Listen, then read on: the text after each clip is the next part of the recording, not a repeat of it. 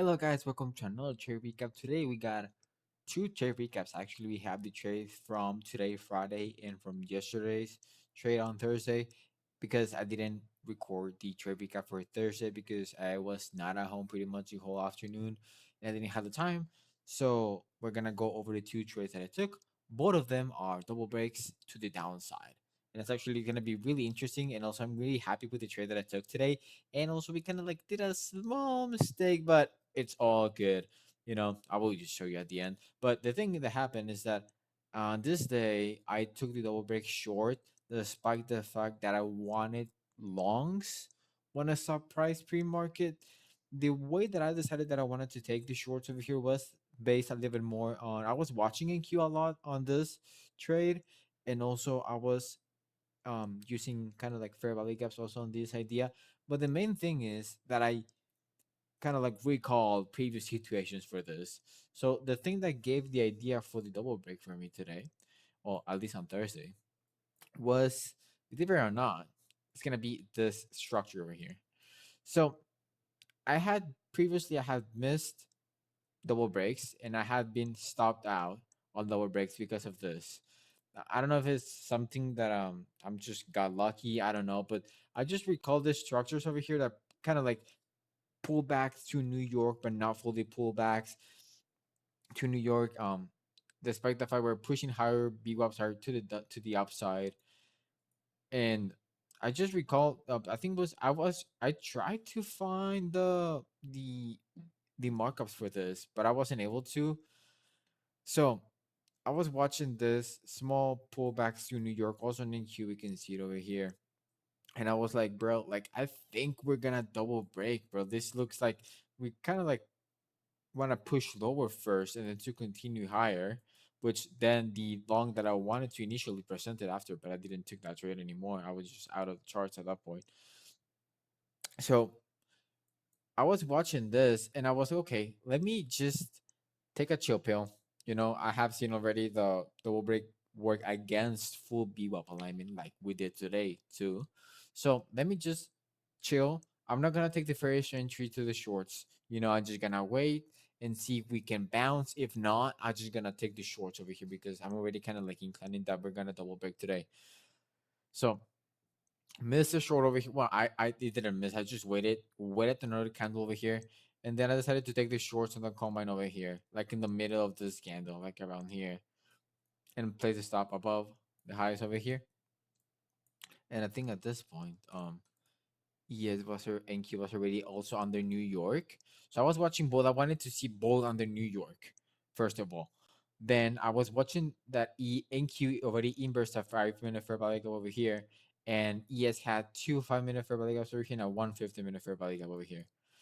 And that's why I took the short on ES because I was okay, I see less resistance in a sense on ES, you know?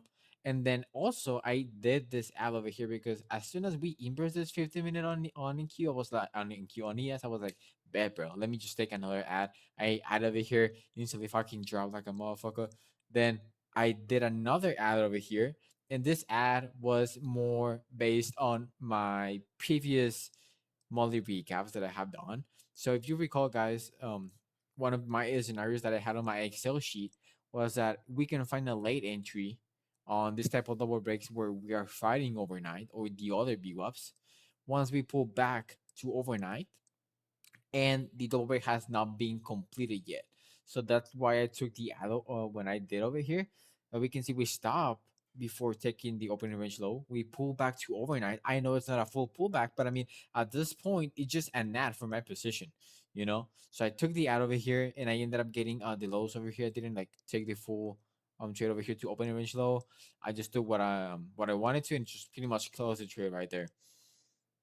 And I'm really happy with this because I kind of like got into my gut and just saying, okay, we're gonna double barrel, just wait and be patient and just wait for that extra confirmation that I was looking for.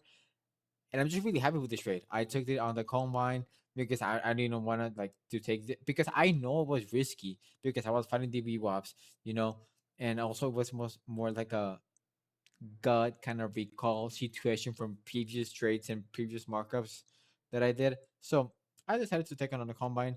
We almost passed the combine on this day, So I'm really happy with that. And then, well, currently, if you recall, I'm working on two combines right now.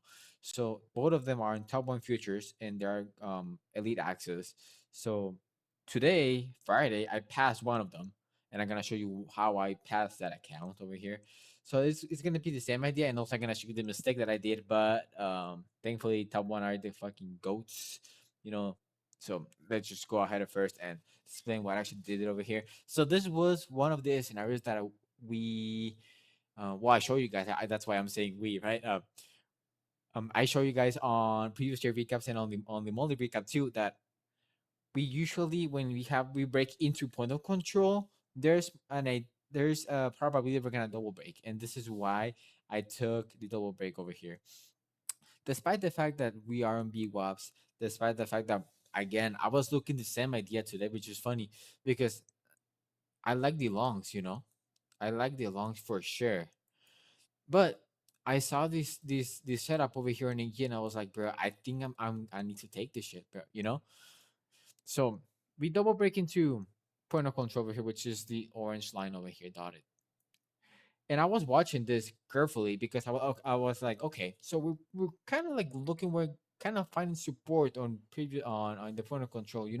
But at the same time, I mean, we're not breaking out, bro. We're like we're pushing, we going back to point of control again, again pushing, go back down again. So we're despite the fact we are closing above point of control, we are trading above point of control.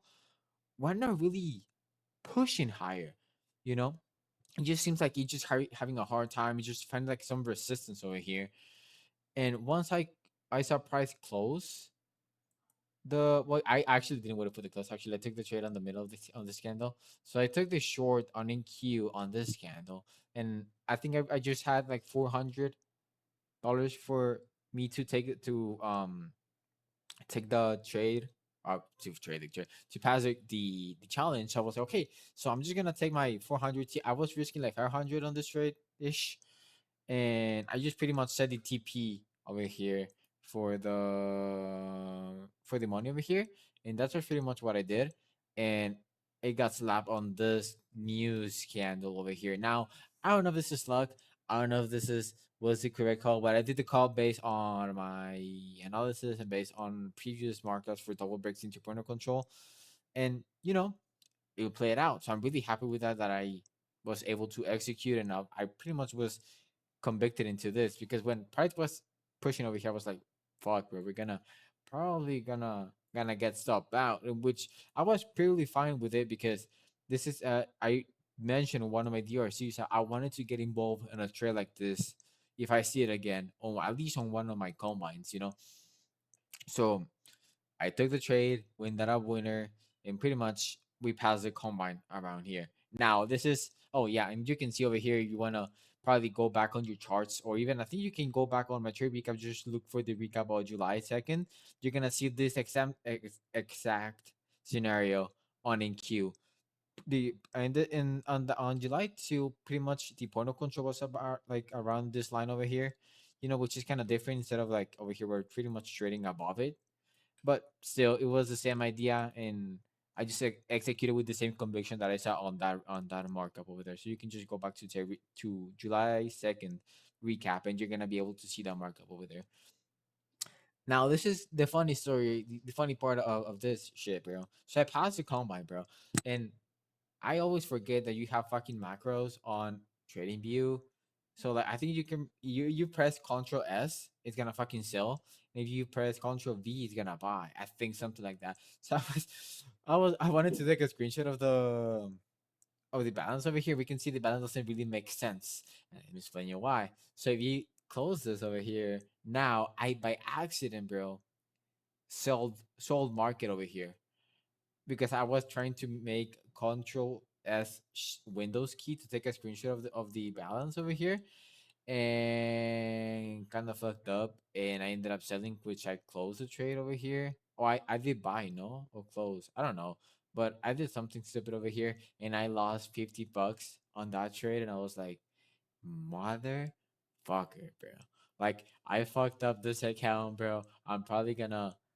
I got like I didn't got tilted, but it was just funny. I was like, motherfucker, bro. Like you're in for real, bro, on a Friday for real.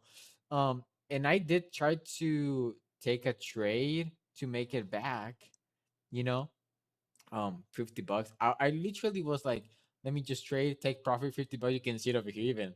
Like 50 bucks, let me just buy and sell it. And it's gonna be like that with 10 micros, you know. But when I executed the order, it got rejected. And I was like, wait, hold on. Why it got rejected, you know? So I went into the dashboard and we're good, bro. We actually passed the account, you know. So I'm really happy for that. Let me just show you guys. I haven't uh, I haven't upload the I haven't paid the activation fee just yet. Um, but I'm probably gonna wait a little bit longer because, like I mentioned before, I got too many accounts right now, and I don't really wanna get distracted on on this, you know. So here we go. So despite that dumb mistake that I had, you can see over here we can just we already pass the combine over here. Let me just small refresh over here. Simply dumbly boom, and there we go. So we already passed the combine over here. You know, despite that the dumb mistake that I did, but we can already pay for the activation. I'm gonna wait a little bit longer, just because right now I still want to be focusing on my ignite, and especially because on this account you have 2 weeks of inactivate of activity thingy. That I don't wanna be worrying about that right now. So currently I'm just gonna have that. I asked the AI bot on their webpage, and it said that you don't have a limit for the activation of the account, so you can just leave that for a month and it should be okay. So I'm just probably gonna wait and probably just keep trading, and then we'll see how we do on this month and stuff. Just because I really want to just focus on my top step and my ignite and just pretty much on challenges, because you have one more challenge to go, which is oh I already logged out, but we still have the other challenge that I show. I think you can see it even on the oh, I already closed that. Well, whatever. I still have one more challenge, which is 1K away from passing that account too. The thing is that I need to activate those, and I don't want to be spending my budget right now on accounts, probably on that, or I'm not even gonna count it towards the budgeting of this month if I decide to activate accounts. But I mean, we'll see how it goes. Not rushing into activate account right now. Like I mentioned, I still want to focus on my main account, which is my top step and my ignite, and just the other challenge that I have, and we should be good. I still have my lucid accounts, and I just have those accounts on the side right now. Too much accounts. I'm probably gonna start copy trading because this is managing different platforms is it's kind of getting into my head. It's just like too fucking it's too messy, bro. You know. So I'm probably gonna if I pass these other account, probably gonna copy trade these two elite access, and then I'm gonna probably gonna copy trade the lucid funds that I have, and then I don't know what I'm gonna do with my probably just have it as a lead account and just have the buckets for top one futures and then the other bucket for lucid trading. Um, so we'll see how it goes, guys. But yeah, pretty happy with this week with the execution, especially from the execution for today. I'm really happy for that. And yeah, guys, let's just keep up the momentum. It's just I think we're about to go half next week. It's gonna be half a month already, so I'm really happy with just an overall. Um, I was talking to my mom driving to the license thingy because I got my U.S. license today, guys. So we passed that test too. So we're pretty much passing everything at this point, you know.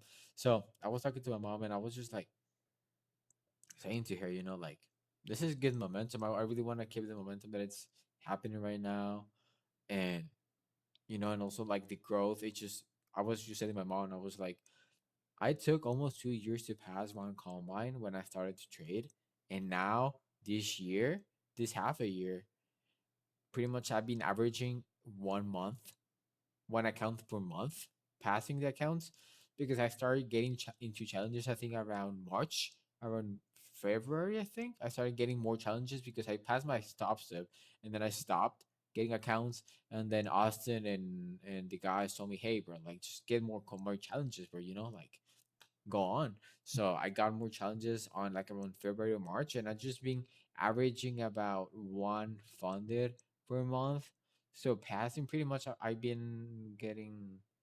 This is the fourth account that I passed because I passed when I say the third account, huh?